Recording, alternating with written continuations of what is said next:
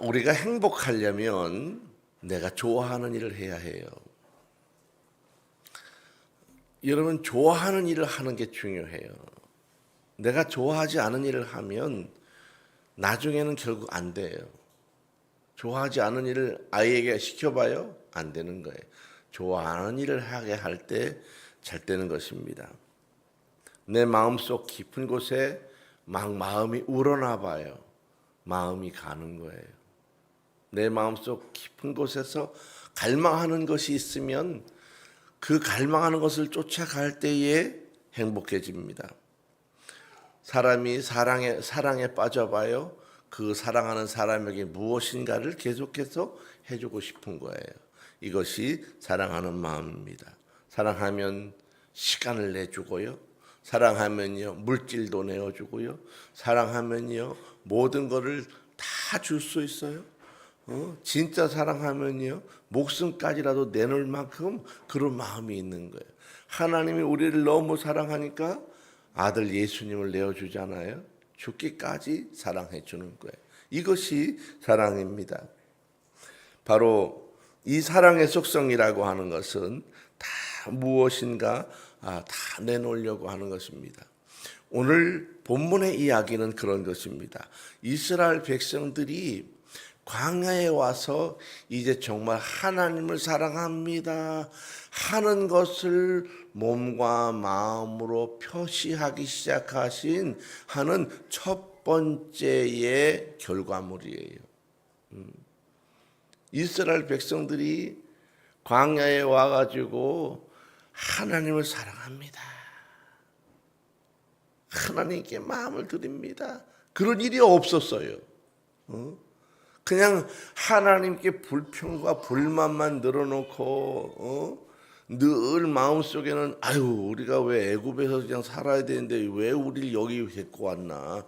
애굽은 좀 좋았는데 먹을 것도 좀 있고 그늘도 있고 시원하고 물도 많고 아이고 우리를 왜 이 광야를 데리고 왔나. 기적은 대단한 걸 봤지만 참 불편하다. 불평이 많았는데 이 사람들이 시간을 돌이키고 이제 점점 하나님의 역사를 경험하다 보니까 이제 하나님과 드디어 사랑의 은혜를 나누기 시작했어요. 이것이 오늘의 사랑의 시작입니다. 이 백성들이 하나님 앞에 이제 성전 이 성막을 건축하는 데 있어서 여러분에게 좋은 거 있으면 좀 가져오십시오 라고 했더니 이 사람들이 막 꾸역꾸역 자기에게 있는 보물들을 가지고 온 거예요. 이 사람들이 이 광야에서 자기가 애굽에서 사람들에게 다 싣고 나온 보물들이 알고 보면은 자기에게는 소중한 재원이 될 수 있어요. 오늘 성경의 출애굽기 안에는 그런 내용이 안 나오지만은 그 광야에는 누가 늘 다녔나 하면 박물 장수들이 다녔어요. 낙타에다가 많은 재료들을 심고 낙타를 쫙 줄을 세워서 그곳에 와서 장사하는 사람들이 늘 있었다고요. 성경에는 그런 사람이 있었다라고 하는 말이 나오지 않아. 그런데 그런 사람이 늘 있었어요. 그럼 이스라엘 그 백성들이 있는 그 광야에 그런 사람들이 늘 온 거예요. 와서 필요한 것을 이렇게 물물 교환한단 말이에요. 그러면 이 광야에 있는 백성들이 애굽 사람들에게 다 가지고 나온 보물들을 그때 바꾸는 거예요. 하나씩 주고. 물개 가죽이 비싸단 말이에요. 엄청난 가치를 주는 거예요. 물개 가죽 하나면은 자기들이 쓸 수 없이 많은 물품들을 박물장수한테 바꿀 수 있는 거예요. 이동 슈퍼마켓이 오는 거예요. 그 광야에 낙타를 타고 탁 거기에 소금도 싣고 왔을 테고 설탕도 싣고 왔을 테고 기름도 싣고 왔을 테고 그렇지 않겠어요? 화장품도 싣고 왔을 테고 옷까지도 싣고 다 가져오는 거예요. 그때 이 사람들이 갖고 있는 물건을 주고 그 박물 장수들하고 슈퍼마켓에서 물물 교환으로 이렇게 바꾸는 거예요. 그렇기 때문에 이 사람들도 비록 애굽에서 그냥 갖고 나온 물건이지만은 내가 갖고 있으면 소중하게 내가 쓸 수 있단 말이에요. 이 사람들도 소중해. 그게 왜? 너무나 가치를 잘 알고 있기 때문에. 그런데 모세를 통해서 성막을 건축하겠다. 여러분들이 가지고 있는 예물을 좀 갖고 오십시오. 그랬더니 이 사람들이 그 소중한 예물을 갖고 오기 시작하는데 얼마나 고민을 했는지 밤새도록 고민을 한 거예요. 무엇을 드릴까? 아침에 눈을 뜨자마자 자기가 갖고 싶은 물건을 갖고 바로 달려온 거예요. 이거 갖고 왔습니다. 이거 갖고 왔습니다. 수없이 막 하나님 앞에 내어놓는 것입니다. 근데 이 내어놓는 것이 너무 많이 내어놔가지고 이 담당자들이 모세를 찾아왔습니다. 모세 선생님, 너무 많이 갖고 와서 이거 이제 큰일 났습니다. 넘쳐나니 이제 이 백성들에게 그만 갖고 오라고 해야겠습니다. 이제 다 성막을 하고도 남을 만큼 충분합니다. 그래서 이제 광고를 한 거예요. 더 이상 갖고 오지 마십시오. 그랬더니 이제 그때부터 이 사람들이 하나님 앞에 드리기를 그쳤다. 오늘 본문은 그런 내용이에요. 자, 우리가 이것이 광야에서 일어난 일이라고 하는 것을 생각해 봐야 됩니다. 광야라고 하는 것은 뭐든지 다 결핍이 생겨요. 결핍이 생긴다고. 이 결핍이 생긴다고 하는 것은 내가 없으면 바로 불편해지는 거예요. 불편해져. 여러분 집에 금덩어리가 있다 생각해 봐요. 마음이 든든하지 않겠어요? 전쟁이 났을 때 제일 중요한 게 금덩어리예요. 금덩어리는 어디를 가든지 현찰로 바로 바꿀 수가 있어요. 금은 어느 나라 어디를 가든지 순식간에 현찰로 바꿀 수 있어요. 대단한 거 아니에요? 근데 이 광야에서는 생존의 위협을 느끼는데도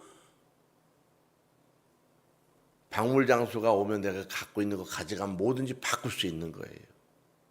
그래서 내가 갖고 있는 물건이 어쨌든 소중하다고. 물개 가죽이 소중해. 왜 그런지 알아요? 물개 가죽은 너무나 튼튼해서 이게 벗겨지지 않아. 닳지도 않아. 뜨거워지지도 않아. 얼마나 이 좋은지. 모래 폭풍이 일어날 때 모래가 쓰고 그 뜨거운 따가운 햇빛이 막 내리쬐도 물개 가죽은 망가지지 않는 거야. 그러니까 물개 가죽이 굉장히 중요한 건축 자재인 거예요. 최고의 자재인 거예요. 돈으로 살 수 없는 자재인 거예요. 그렇지 않겠어요? 얼마나 좋겠냐고. 자, 그럼에도 불구하고 막 가지고 왔다. 이렇게 갖고 오는 거, 이런 결핍의 광야에서 어떻게 이 사람들이 자기가 가지고 있는 것들도 소중함에도 불구하고 하나님 앞에 이렇게 풍요롭게 또 이렇게 넉넉하게 이렇게 기쁨으로 드릴 수 있었을까, 그거예요. 오늘 이 하나님의 말씀을 통해서 우리 교회가 또 우리의 심령들이 앞으로 회복해야 할 참된 믿음과 또 회복해야 될 참된 헌신과 믿음으로 회복해야 될 하나님의 은혜가 무엇인지 오늘 이 본문을 통해서 세 가지로 나눠보려고 합니다. 첫 번째, 우리가 이 결핍 가운데 회복해야 될 게 뭐냐? 바로 은혜입니다. 은혜를 회복해야 돼요. 은혜로 감동이 되면요, 마음이 가요. 은혜가 되면요, 헌신이 저절로 일어납니다. 사랑하는 사람이 생기면 자기도 모르게 그 집 앞에 서 있잖아요. 사랑하는 사람이 생기면 나도 모르게 무엇인가 사들고 있다고 주고 싶어서 그런 거예요. 하나님을 사랑하니까 바치고 싶은 마음이 있는 거예요. 근데 그게 어디서 근거하느냐? 은혜로부터 근거하는 거예요. 오늘 3절에 이렇게 말씀합니다. 그들이 이스라엘 자손의 성소를 만들기 위하여 가져온 모든 예물을 모세에게서 받으니라. 그러나 백성이 아침마다 자원하는 예물을 계속하여 가져왔다. 이렇게 아침마다 계속해서 연달아 가지고 왔다.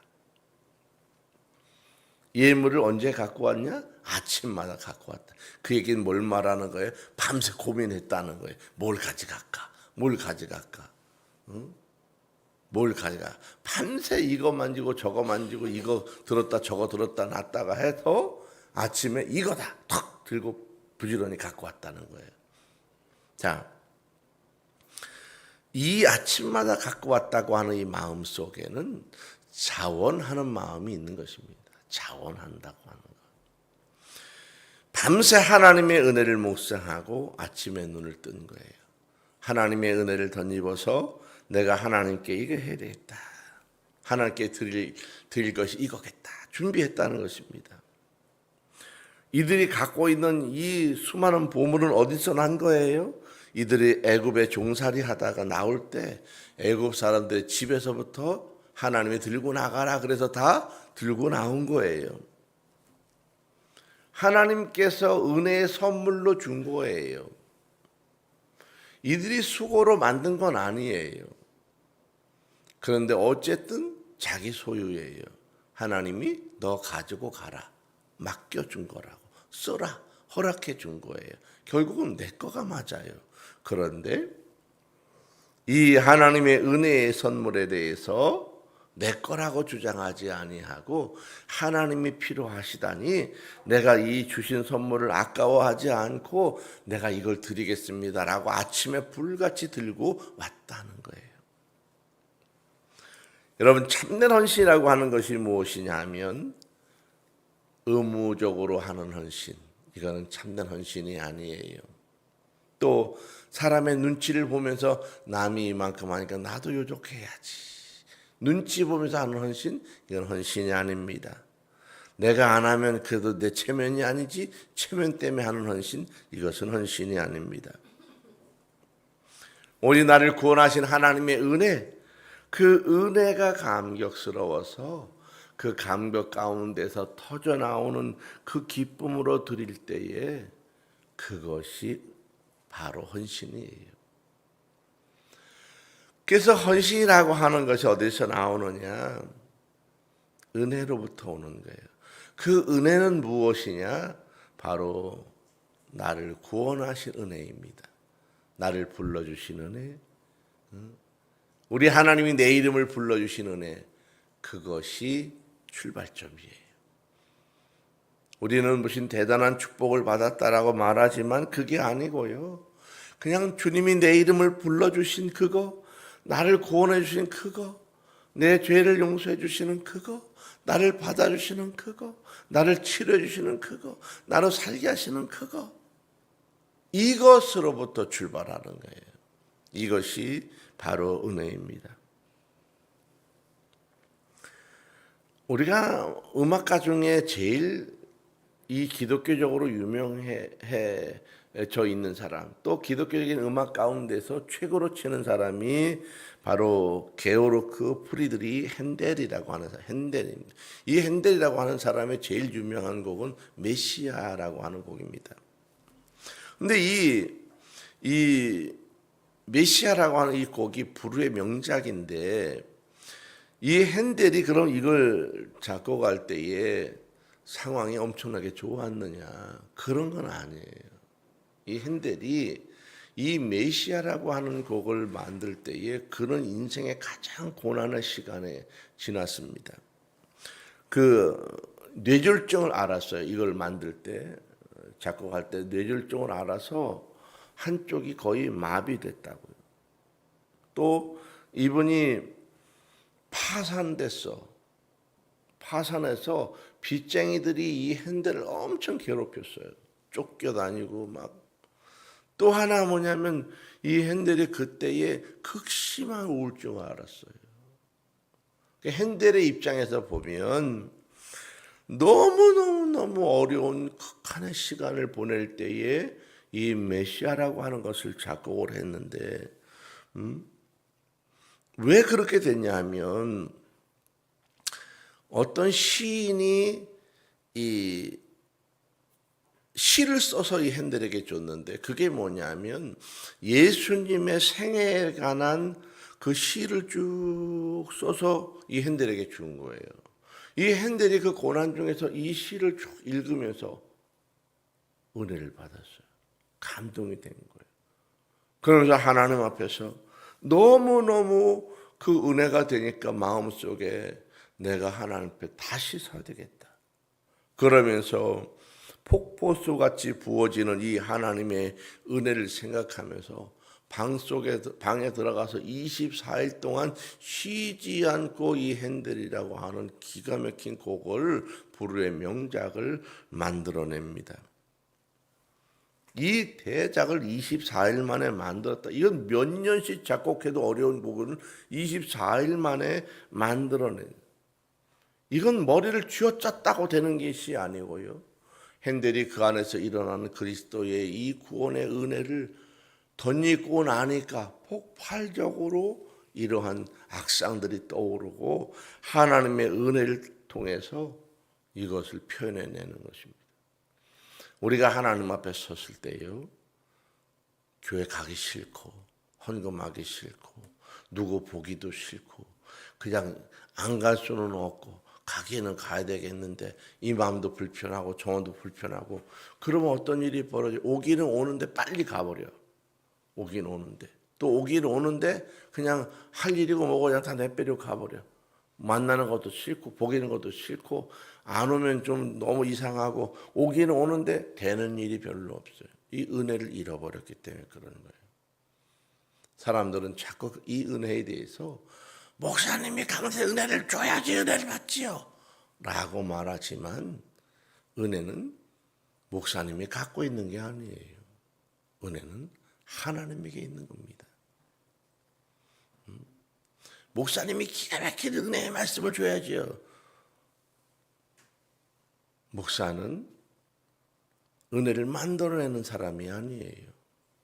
은혜는 본인과 하나님과의 관계 가운데 나오는 거예요. 내가 하나님 앞에 섰을 때에 하늘의 은혜가 내게 오는 것이지 누구 때문에 은혜가 있는 게 아니에요.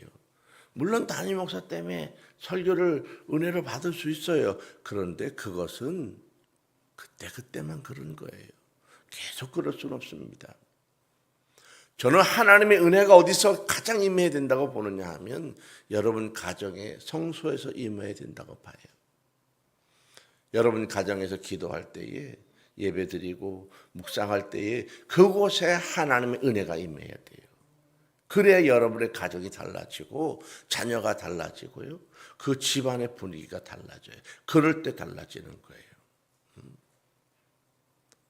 많은 사람들이 교회에서 은혜를 받아서 가정으로 간다고 생각하잖아요. 맞는 말이에요. 그런데 더 중요한 것은 여러분 가정에서 그 은혜가 유지돼야 되는 거예요. 유지돼. 교회만 오면 은혜롭대. 근데 집에 가면 지옥 같으대. 이건 은혜를 받은 게 아니에요.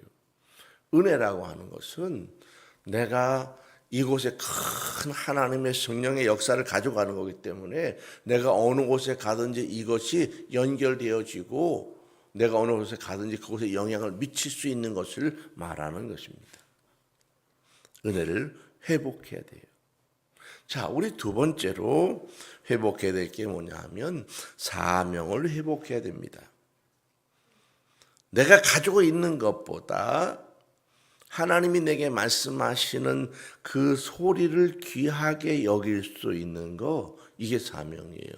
사명은 일생 하나일 수도 있지만은 그 사명은 시기와 상황에 따라서 작은 조각으로 달라져요. 예를 들어서 목사, 그럼 일평생 목사는 그냥 하나님의 부르심 가운데 있는 거예요. 저같이 그냥 하나님께서 지명해서 딱 부른 사람은 여기서 벗어나지 못해. 하나님이 됐어, 이제 넌 이제 다 했어 라고 할 때까지 저는 놓지 못해. 제 주장을 하지 못해. 왜? 이미 드려진 바 된 사람이기 때문에, 소원했기 때문에 이것을 바꾸지 못해. 하나님이 바꿔주지 않게는 내가 스스로 바꿀 수는 없어요. 자, 이런 것들은 그냥 주어진 사명이에요. 그런데 이 사명 안에서도 하나님께서 조각 다른 세심한 사명을 또 주신다고. 이거 해라, 이거 해라, 이거 해라, 이거 해라. 여러분도 마찬가지예요. 하나님 앞에 내가 월드비전교회 와서 예배 드리고 신앙생활 해라. 맞아, 사명이에요. 왔어요. 그러면 그 이후에 어떤 사명이 주어지느냐? 그때마다 여기서 이거 해라, 여기서 이거 해라, 여기서 이거 해라. 이렇게 다른 세심한 사명들을 내가 또 받는다는 것입니다. 자, 오늘 보면 이런 말이 나와요. 5절에 보면 이렇게 말씀합니다. 모세에게 말하여 이르되 백성이 너무 많이 가져오므로 여호와께서 명령하신 일에 쓰기에 남음이 있나이다. 자, 너무 많이 갖고 온다는 거예요. 이 사명자들이 그러는 것입니다. 아우, 모세 선생님 너무 많이 갖고 오니까 이거 지금 너무 남아요. 이제 그만 갖고 오게 해야겠습니다. 라고 말했다는 거예요. 자, 여기서 우리가 백성들이 어떤 사명을 깨달았느냐, 밤새도록 어떤 사명을 깨달은 거예요? 아하, 빨리 성전 건축을 위해서 가져가야 되겠구나. 사명 받은 거예요. 그 사명 받은 대로 즉시 아침부터 새벽마다 준비해서 해 뜨자마자 갖고 왔다는 말이에요. 자, 두 번째 일하는 사람들을 보자고요. 오홀리압이나 이런 담당자들이 뭐라고 이야기하는 거예요? 아이고, 모세 선생님 너무 많이 갖고 왔습니다. 그만 갖고 와도 됩니다. 말한다는 거예요. 근데 우리가 보면 이것이 그냥 별거 아니고 당연한 거 아니야 라고 생각하지만, 여러분, 만약에 이 일에 대해서 흑심이나 나름대로 욕심을 품은 사람이 있었다면 어떻게 되겠어요? 쓰고도 남음이 있으니까 슬금슬금 뒤로 빼가도 몰라. 남으니까. 그렇지 않아요? 자기의 유익을 위해서 살짝 챙겨 놓을 수도 있고 가져갈 수도 있고, 금덩어리 같은 거 하나 그 무거운데 조금 들고 간다고 뭐 누가 알겠어요? 모른다고. 왜? 너무 많이 갖고 오기 때문에 목록조차도 다 셀 수 없을 만큼 많은 거예요. 그런데 이들이 무엇을 소중하게 여기는 거예요? 하나님의 그 놀라운 역사를 소중하게 여기는 거예요. 그래서 자기의 소유보다 하나님의 성막을 거룩하게 짓는 그 사명을 더 귀하게 여기고 있는 것입니다. 하나님의 백성들도 자기에게 임하신 성령을 거스르지 않고 사명을 감당하고, 담당자들 역시 물질의 노예가 되지 아니하고 부패한 사람이 되지 아니하고 하나님 앞에 섰습니다. 사명을 따라 헌신하는 섬김의 종들이 거기에 있었다는 것입니다. 내 주머니에 채우는 것보다는 하나님 전에 온전히 드려서 성전이 세워지는 것에 대한 사명감이 마음에 있다는 거예요. 우리는 이러한 마음들을 회복해 가야 되는 것입니다. 백화점 왕이라고 하는 존 워너 메이커라고 하는 사람이 있습니다. 미국 사람인데 이 미국의 백화점 체인을 처음으로 개발한 사람이에요. 우리로 말하면 뭐 무슨 마트 하면 전국에 그런 마트가 있잖아요. 일종의 이런 거를 개발한 사람이 그 존 워너 메이커라고 하는 사람입니다. 어마어마한 돈을 벌었어요. 백화점 왕이라고 하는 사람인데 이 사람이 신실한 기독교인입니다.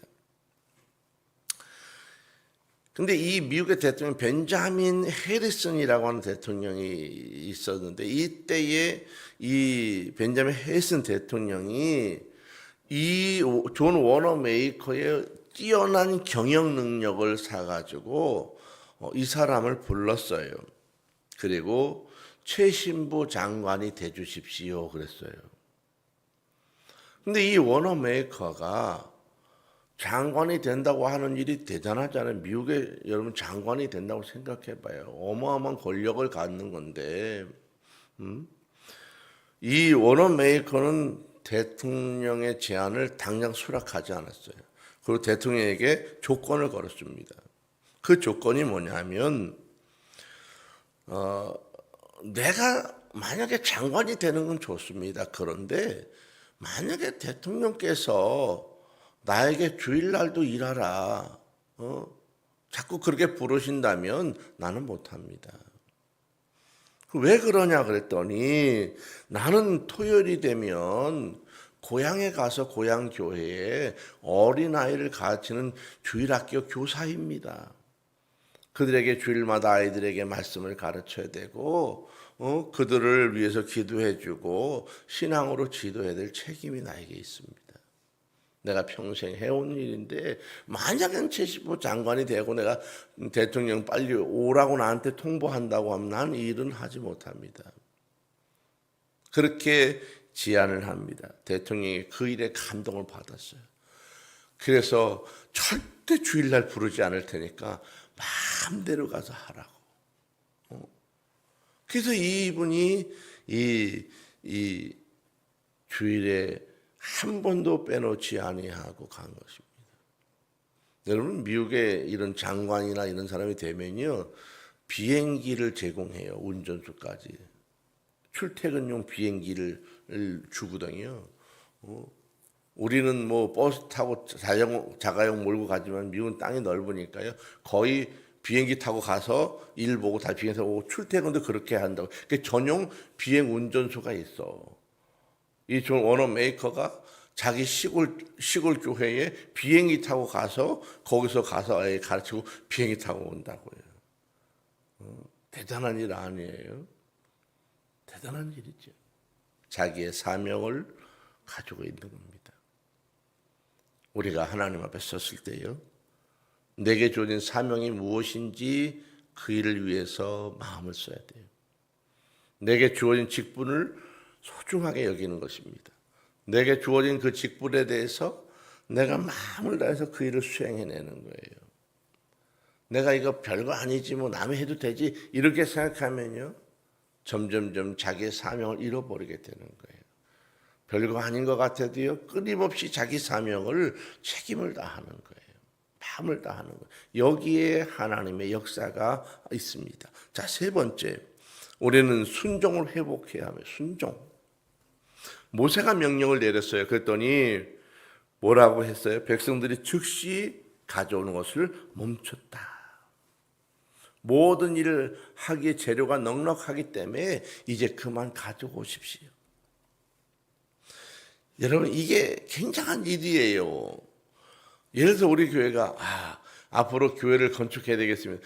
건축 헌금 하십시오 했더니 사람들이 헌금을 너무 많이 갖고 왔다는 거예요. 막. 응? 아유 100억이면 되는데 100억이 넘어서 막 150억, 200억 막 갖고 왔다. 그러면 목사님이 교인들 여러분 헌금이 너무 많이 갖고 오지 마세요. 이렇게 말했다는 거예요. 지금 그런 교회가 있을까? 200억 갖고 왔어? 잘 됐다. 더 늘려. 응? 야 넉넉하게 써. 일단은 많이 갖고 와서 얼마나 좋아. 이랬을 거라고. 근데 백성들이 그만 갖고 오라 탁 멈춰주고 그를 운영하는 사람들도 은혜 가운데 순종하고 거기에 따라가는 것입니다. 가져오기를 그쳤다. 어떤 사람이 화를 낼 수 있습니다. 아니 내가 이거 갖고 오고 싶었는데 이거 나도 이거 드리고 싶었는데 뭐냐고 왜 내 건 안 받냐고 막 따지고 저 사람 건 좋은 거고 내 건 나쁜 거냐고 막 따지고 이러면 어렵지 않아요. 그런데 그런 잡음이 없었다는 거예요. 잡음이 없었다.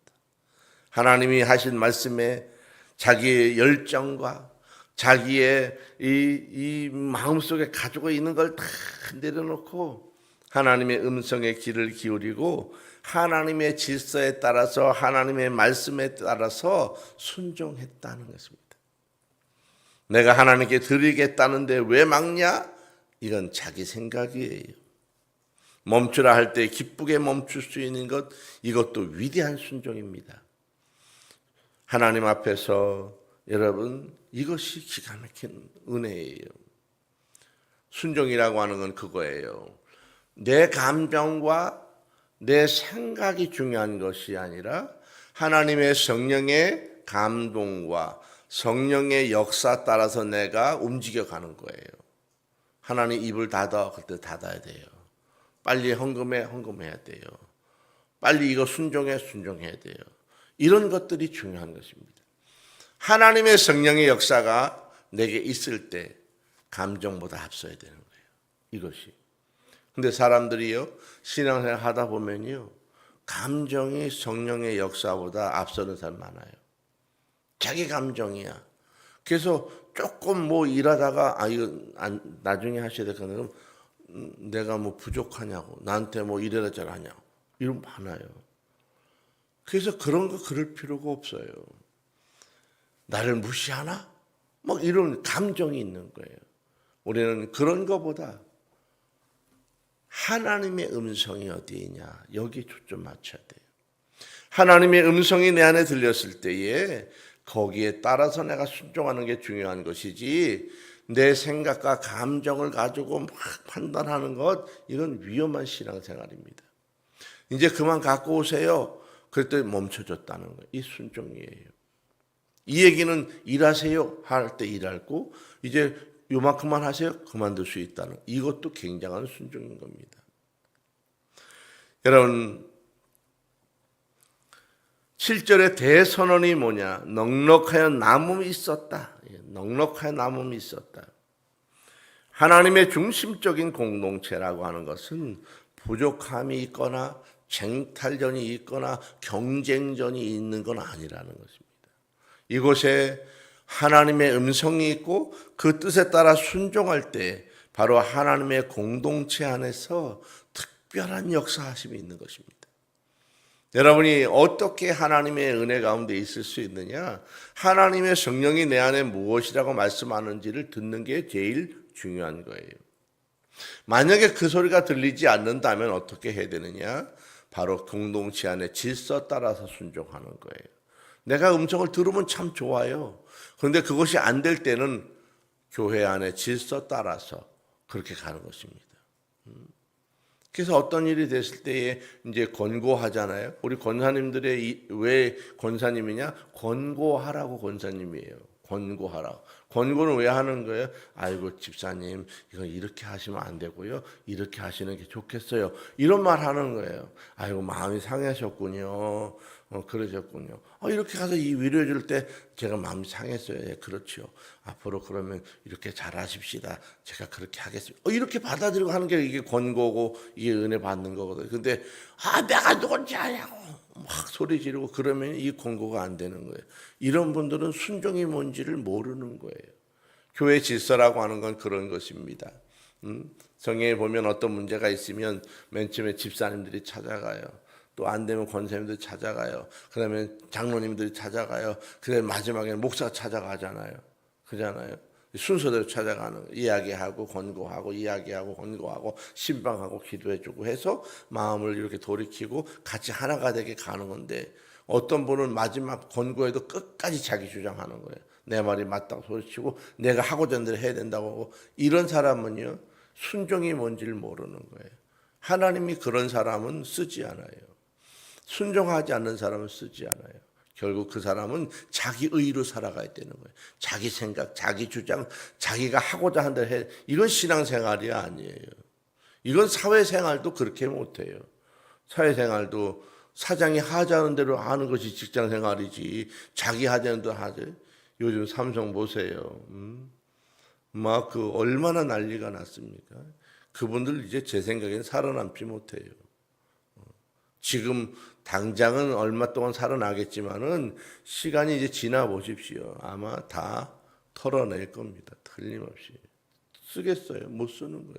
그 사람은요 리스트가 있어서 다른 회사 직장도 못 가요.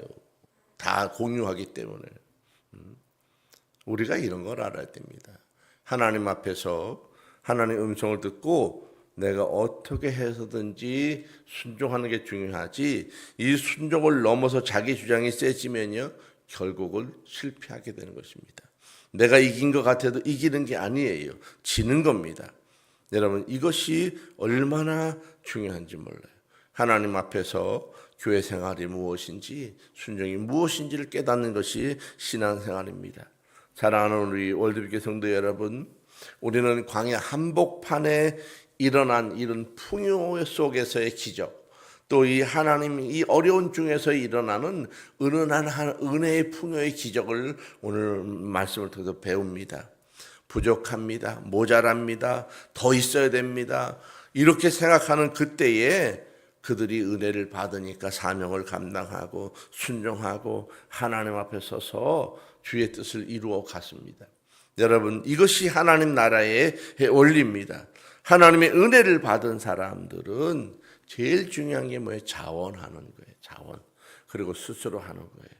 여러분 교회 일이라고 하는 거, 하나님 일이라고 하는 거 시켜서 되는 게 아니에요. 그냥 마음속에 우러나면 그 일을 내가 잘하면 되는 거예요. 그런데 그것도 교회의 질서 따라서 하는, 이것이 지혜로운 것입니다. 하나님께서 그렇게 질서 따라서 하시는 여러분에게 하나님의 특별한 은혜의 축복이 있게 될 줄로 믿습니다.